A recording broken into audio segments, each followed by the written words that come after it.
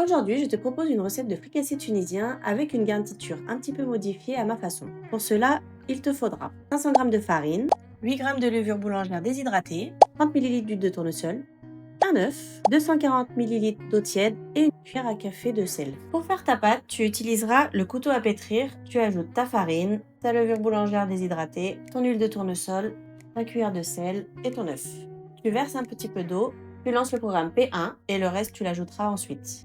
Continue à verser ton eau petit à petit.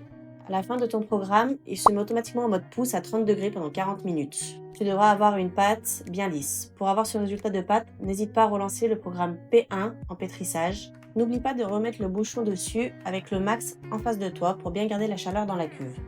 Une fois ta première pousse terminée, moi j'aime bien relancer une seconde pousse en mode manuel à 35 degrés pendant 45 minutes. Pendant ce temps, prépare ta garniture. Il te faudra 3 pommes de terre cuites à l'eau, 2 petites boîtes de thon, des olives vertes ou noires en fonction de tes goûts et 3 œufs durs. Écrase le tout grossièrement. Ajoute-y le thon, des olives vertes.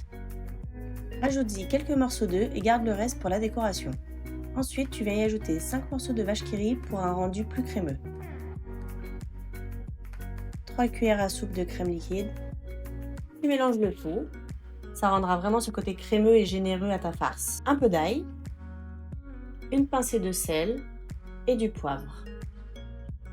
Tu ajoutes à ta préparation initiale et tu réserves au frais. Une fois ta pâte bien levée, tu l'étales sur un plan de travail fariné, tu la roules, il faut qu'elle ait environ 1 cm d'épaisseur. À l'aide d'un importe-pièce, tu formes tes petits ronds que tu étires un petit peu dans la longueur. Tu fais cela pour toute ta pâte. Tu les disposes ensuite sur un torchon propre que tu viendras recouvrir d'un autre torchon pour laisser poser pendant minimum 15 minutes. Dans une huile bien chaude, tu viendras y mettre tes petits pains.